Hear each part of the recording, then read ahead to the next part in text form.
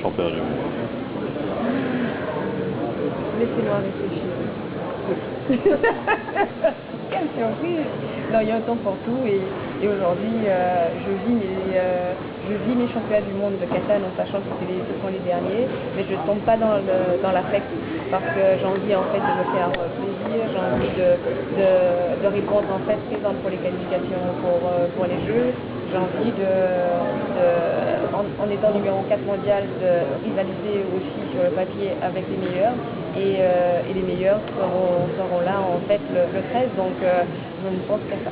J'aurais craché ou on verra dans 1 an ou 2 ans?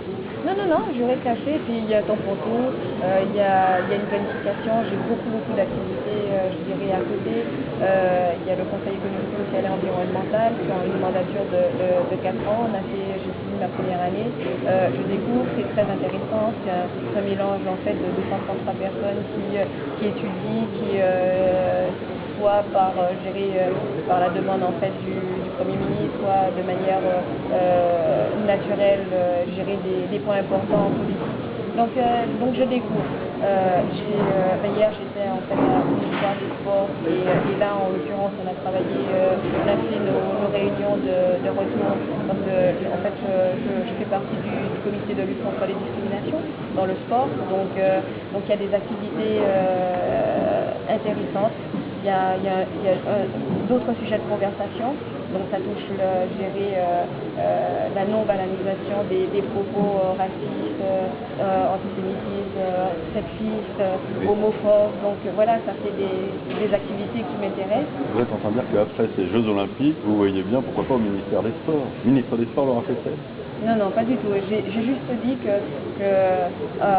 après l'escrime, il y a une deuxième vie, et ce sera dans l'action humanitaire, dans l'action sociale, dans l'action professionnelle, et donc du coup, je raccrocherai mes épées et je ferai coucou. Peut-être consultant chez vous, hein? Comment s'est passée l'année, Laura?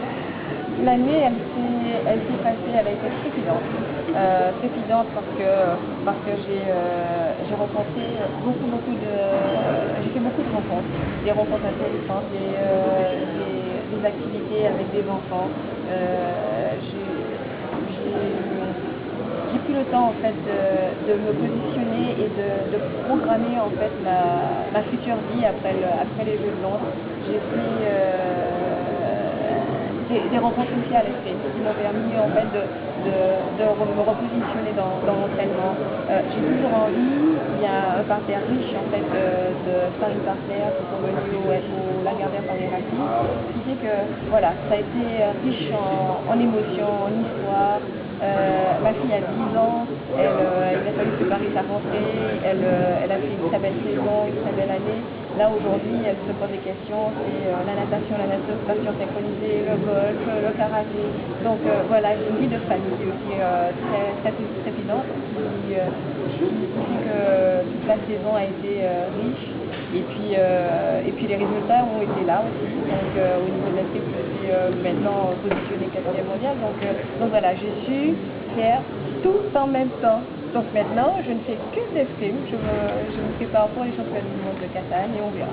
Là, vous entendez parler depuis 5 minutes, vous avez parlé 1 minute de sport et 4 minutes d'autre chose. Est-ce que vous avez vraiment la tête pour ces championnats du monde et aux Jeux Olympiques qui arrivent?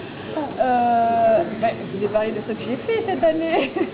Pas beaucoup d'escrime alors. Mais si, l'escrime c'est imprégné, c'est-à-dire que ma vie est rythmée par l'escrime et le reste du temps, je fais la famille, le social, l'humanitaire.